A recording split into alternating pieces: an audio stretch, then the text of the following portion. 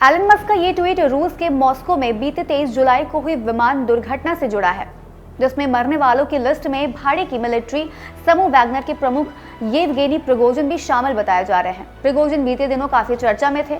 खैर, आपको याद ना हो तो हम बता दें कि ये वही प्रिगोजिन है जिन्होंने रूस के राष्ट्रपति व्लादिमीर पुतिन के खिलाफ अभी कुछ महीनों पहले ही बगावत की थी। जी हाँ, ये वही प्रिगोजिन है जो व्लादिमीर पुतिन के पूर्व मित्र, शेफ और निजी सेना वैगनर ग्रुप के प्रमुख थे, जिन्हें रूसी राष्ट्रपति ने धोखेबाज और पीठ पर छुरा घोंपने वाला बताया था और साथ ही ये भी कहा था कि प्रिगोजिन को उनके किए की सजा जरूर मिलेगी। इस विमान दुर्घटना के बारे में एलन मस्क का कहना है कि रूसी राष्ट्रपति से बगावत करने वाले के साथ इस हश्र के होने की उम्मीद उन्हें काफी पहले ही थी। इसके अलावा अभी संभावना ये भी है कि ये घटना असल में हुई ही ना हो, ये उनसे जुड़े लोगों के लिए बस एक साइकोलॉजिकल ऑपरेशन हो। इस कहानी को समझने के लिए जरा शुरुआत से शुरू करते हैं। वैगनर साल 2014 में तब अस्तित्व में आया था जब क्रीमिया पर कब्जे के लिए यूक्रेन और रूस के बीच संघर्ष छिड़ गया था। दरअसल उस समय प्रिगोजिन ने सोशल मीडिया पर कहा कि वह सैनिकों का एक ऐसा समूह बनाएगा जो रूसी हितों की रक्षा कर सके। इसके बाद इस प्राइवेट आर्मी का गठन हुआ था। वैगनर ग्रुप ऐसे उग्रवादी सैनिकों का संगठन है जो भाड़े पर किसी के लिए काम करता है। जैसे कि आप जानते हैं कि नाटो में शामिल होने को लेकर रूस और यूक्रेन के बीच 1 साल से ज्यादा समय से युद्ध चल रहा है। इस दौरान प्राइवेट आर्मी कंपनी वैगनर रूस की तरफ से ही लड़ रही थी।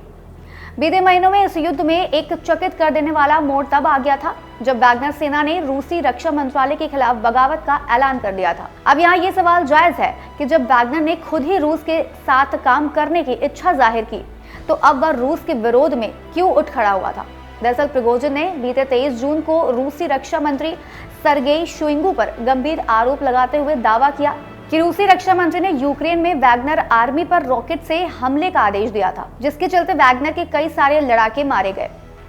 इसके बाद प्रिगोजिन अपने लड़ाकों के साथ यूक्रेन से लौटकर रूस की सीमा में मार्च शुरू कर दिया। बीते 24 जून को प्रिगोजिन की ओर से दावा किया गया कि उन्होंने रूस के दक्षिणी शहर रोस्तोव में कब्जा कर लिया है। इसके बाद उनका टारगेट मॉस्को है, जिसके बाद पुतिन ने रूस की जनता को संबोधित करते हुए कहा कि हमारी पीठ में छुरा घोंपा गया है और उन्हें इसकी सजा मिलेगी। हम अपने लोगों की सुरक्षा के लिए लड़ रहे हैं, हथियारबंद बागियों को हम करारा जवाब देंगे। इस संबोधन के बाद मॉस्को और वोरोनेज में counter terrorism state of emergency का ऐलान करते हुए एंटी टेरर ऑपरेशन भी चलाया गया था। रूस के रक्षा मंत्रालय ने प्रिगोजिन के खिलाफ गिरफ्तारी वारंट जारी भी कर दिया था। इसके बाद बेलारूस के राष्ट्रपति ने प्रिगोजिन से मध्यस्थता की पेशकश की।